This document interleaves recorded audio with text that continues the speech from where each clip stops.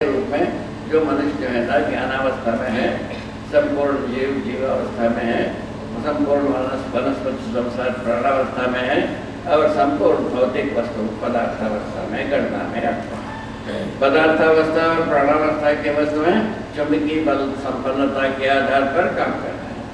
तो जहाँ तक की जीवावस्था आती है उसमें जो है ना विचार प्रवृत्ति बनी माने शरीर के अनुसार, शरीर वंश के अनुसार कार्य करने की प्रवृत्ति है।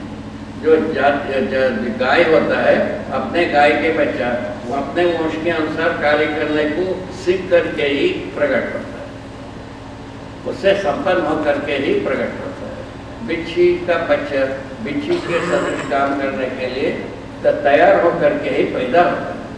चींटी के अनुसार काम करने के योग्य होकर के ही प्रकट होता है। इस तरह से हर जीव जाति की बात देखने को मिलती। इसके बाद आता है मानव। मानव आता है समझदारी के आधार पर जीना चाहता है पहले से। उसका दो भाग है। मानव जो है ना मनाकार को साकारने का एक प्रयत्न करता है, इसको भी ज्ञान माना गया है। और दूसरा मनस्वत्वता को प्रकट करना चाहता है, वो अभी तक हुआ नहीं। इतनी ही बात, छोटी सी बात में अपन खिसक पड़े हैं। क्या एक ही ईंटा खिसका है, वो दूसरा ईंटा ठीक है मजबूत है माना जाए। तो मनाकार को साकार करने का जो भाग है उसमें मानव अथक परिश्रम किया है।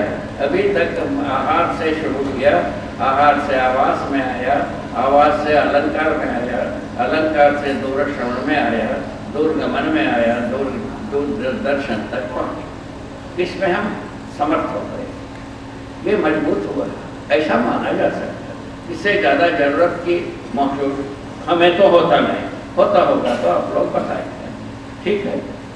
ये तो बात हुई, मनाकार को साकार करने में आदमी समर्थ हुआ है और इसको ये पूरी के पूरे यांत्रिक विधि से ये घर बनाना है, ये यांत्रिक विधि है। इसमें पूरा का पूरा वस्तुओं को इसी यंत्र के रूप में रचना देने की सामर्थ्य मनुष्य के पास आए। उसी प्रकार लोहे से कुछ रचनाएं बनी, मट्टी से कुछ रचनाएं बनी और पत्थर से कुछ रचनाएं बनी। सब कुछ रचना के रूप में हम किया, उसको यंत्र कहला सकते हैं। इस प्रकार से हम दूरगमन, दूरदर्शन, दूरश्रवण की सारे इंतजाम कर लिए। तो आहार आवास अलंकार रूप में हम सब प्राप्त कर लिए। उसके बाद भी हम परेशान क्यों हैं, समस्या से घिरे क्यों हैं, किससे घिरे हैं, इसके ऊपर जाते हैं तो मनुष्य के साथ ही सारा समस्या, ना पत्थर के साथ, ना जीवों के साथ, ना कि वनस्पतियों के साथ, सभी इन सब के साथ कोई हमारा समस्याएं नहीं। समस्या जो कुछ भी है मनुष्य के साथ। मनुष्य के साथ कैसे समस्या आ गई भाई, इतना अच्छा काम कर लिया ना, इसके बावजूद समस्या कैसे है। मनस्वस्थता का अभाव को हम पहचाना। मनस्वस्थता समाधान के रूप में आता है, प्रमाण के रूप में आता है, परंपरा के रूप में। मनस्वस्थता ही मानव परंपरा का आधार बनेगा। मनाकार को साकार करने मात्र से मानव परंपरा बनेगा।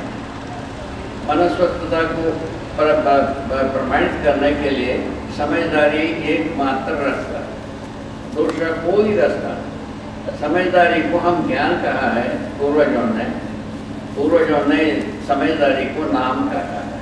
ज्ञान, ज्ञान से विवेक, विवेक से विज्ञान, विज्ञान से योजना, योजना से कार्य, कार्य से फल परिणाम, पुनः ज्ञान के अनुरूप फल परिणाम होने पर हम सही समाधानित हैं, नहीं तो कोई समाधानित नहीं। समाधान का क्या कार्य रूप बताया? कार्य है समझदारी, समझदारी के अनुसार विवेक, विवेक के अनुसार विज्ञान, विज्ञान के अनुसार विचार, विचार के अनुसार योजना, योजना के अनुसार कार्य व्यवहार, कार्य व्यवहार के अनुसार फल परिणाम, फल परिणाम के अनुसार पुनः ज्ञान के अनुकूल होने पर हम समाधानित होते हैं। मनुष्य का प्रदक्षिणा कितना है, कितना दूरी में है मनस्वतता का प्रदक्षिणा।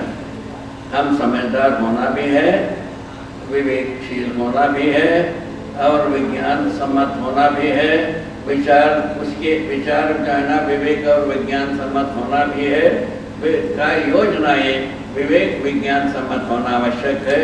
उसके बाद हम कार्य व्यवहार करते हैं, उसका फल परिणाम हर नर नारी से यदि उसके ज्ञान के अनुरूप होता है, ज्ञान के अनुसार होता है, तब हम समाधान पर। इतनी ही बात है छोटी सी। इतने छोटी सी बात के लिए इतना दिन तक हम हजारों वर्षों से परिक्रमा करे जा रहे हैं, वो पाए नहीं है। हम कितने भाग्यवान हैं, अभागा है। आप ही सोच लीजिए। एक तो ये बात सोचा जा सकता है, उसके बाद आता है अभी इसको सोचने के लिए हमारे में कैसा प्रवृत्ति है, उसको आप विनय करो तो यही बनता है। तो धरती बीमार होने से हमको इसको संसार के सम्मुख विनय करने की इच्छा है। नहीं तो हम जिस तरीके से हम चले हैं, हम इससे इस प्रकार की प्रवृत्ति से हम दूर भी रह सकते हैं।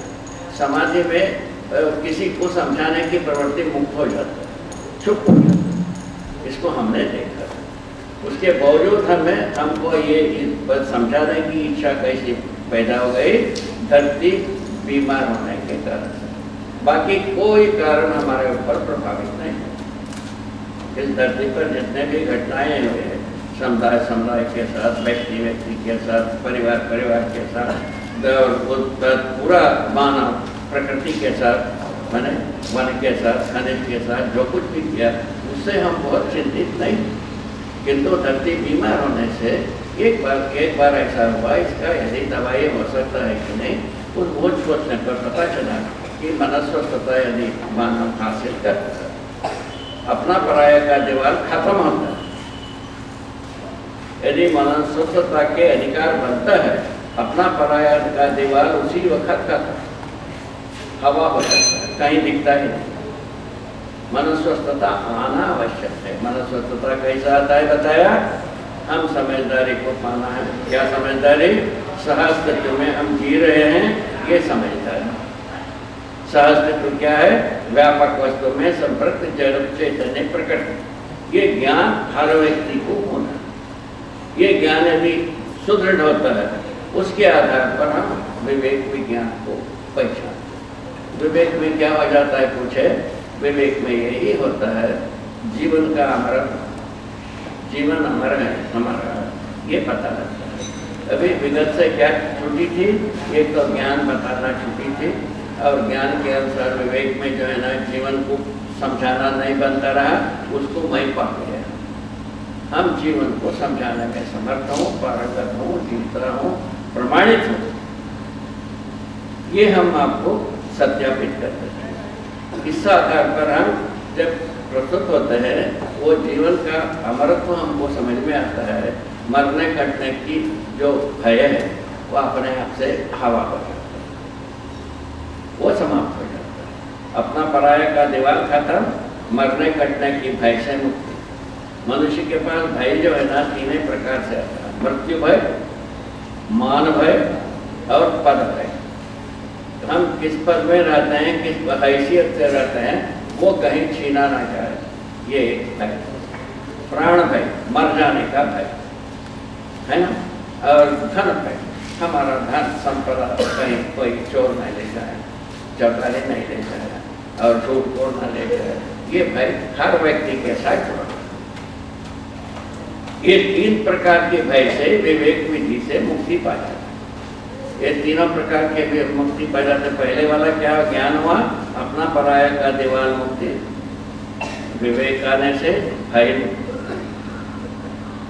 ये दोनों बातें यदि गले से उतरता है, मानव परंपरा के लिए बहुत बड़ी भारी देन।